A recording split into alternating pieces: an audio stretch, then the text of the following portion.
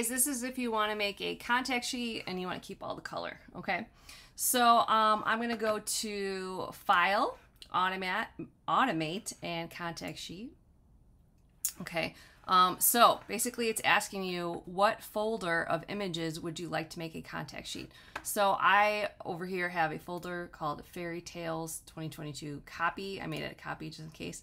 And I'm going to go to Get Info just so I know how many pictures I have in this folder. So I have 28 images in this folder. I took my kids to the Bettendorf Castle for an event, and I took pictures while we were there. So I'm saying that these are the photos that they're going to use to generate a contact sheet. Where it says document, I want to make sure it says 8.5 by 11 because I want it to be letter size. Usually the default is 8 by 10, which is a little bit smaller than the default letter size paper that you commonly use.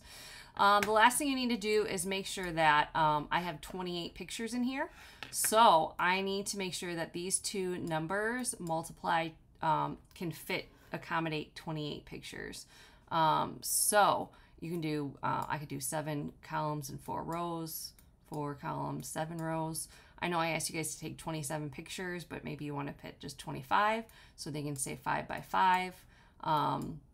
Yeah, so you just want to make sure that you are making sure that this multiplies to the amount of pictures that are in the folder. Otherwise, it's going to generate more than one contact sheet. All right, and then last but not least, where it says use file name as caption, I want to make sure this is unchecked. I don't want the text in there.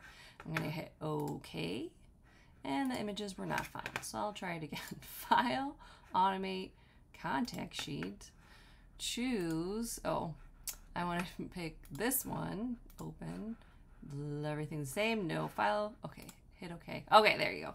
So I accidentally didn't select the folder. I just said this is the one that I want to use. So what it's going to do is it's going to be spinning around, and it's going to make every single picture on its own layer. It's going to size it down. It's going to put a mask on each one, and then it's going to put them all on its own layer. All right, so this is all the pictures that I took, and I put it all on one. I don't like to have it flattened, so I had unflatten as another specify, because I can actually come in here, make a new layer.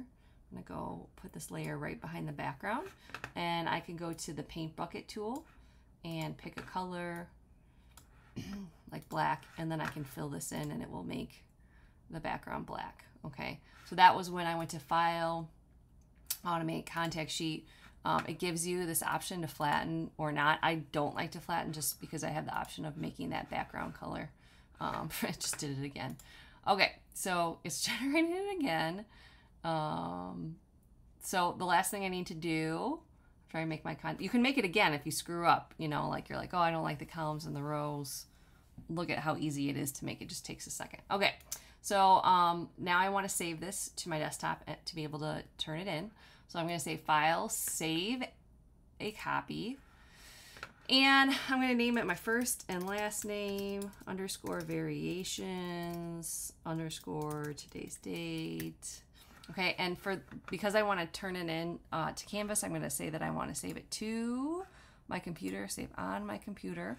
Where am I saving it? I'm just going to save it to the desktop. You might see this, and you can open up this arrow to see more options for where you can save it and kind of look around your computer. So where it says format, I'm going to pick JPEG. That's why I say save as a copy, not just save as. So I either like Photoshop PDF or JPEG, and then I'm going to say save, and then the quality, I'm going to pick max and say okay.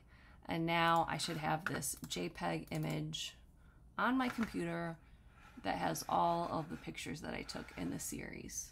And this is what you're going to upload to Canvas.